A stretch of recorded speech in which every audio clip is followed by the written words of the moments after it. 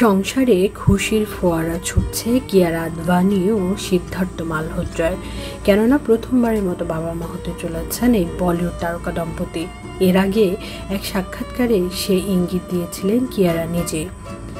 ভারতীয় সংবাদ মাধ্যমের এক প্রতিবেদনে বলা হয়েছে, সম্প্রতি কিয়ারা মা হওয়ার ঘোষণা দিতে পুরনো ওই সাক্ষাৎকারে ভিডিও সামনে এসেছে।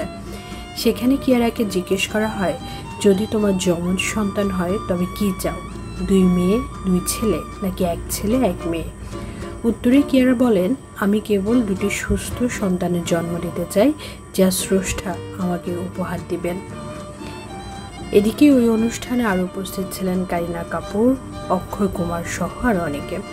কিয়ারার কথা শুনে মজার ছলে কারিনা বলেন, তুমি সেরার মুকুট পাবে। এরপর হাসির খোরাক জোগাতে কারিনা জানান, কিয়ারার কথা শুনে মনে হচ্ছে মিস ইউনিভার্সের প্রতিযোগিতায় এই উত্তর দিচ্ছেন তিনি। তা শুনে কিয়ারা জানান তিনি 1 মেয়ে ও 1 ছেলে চান। ভিডিওটি নতুন করে ছড়িয়ে পড়তে অনেকে মনে করছেন যমজ সন্তান জন্ম দিতে যাচ্ছেন কিয়ারা। কেউ লিখেছেন, যদি তার যমজ সন্তান হয় তাহলে তা খুবই মজার হবে। অন্য একজনের কথায়, তার সুস্থ গর্ভাবস্থা এবং সুন্দর সুস্থ যমজ সন্তানের জন্য শুভকামনা করি। অনুরাগীরা শুভকামনা জানিয়েছেন এই নায়িকাকে।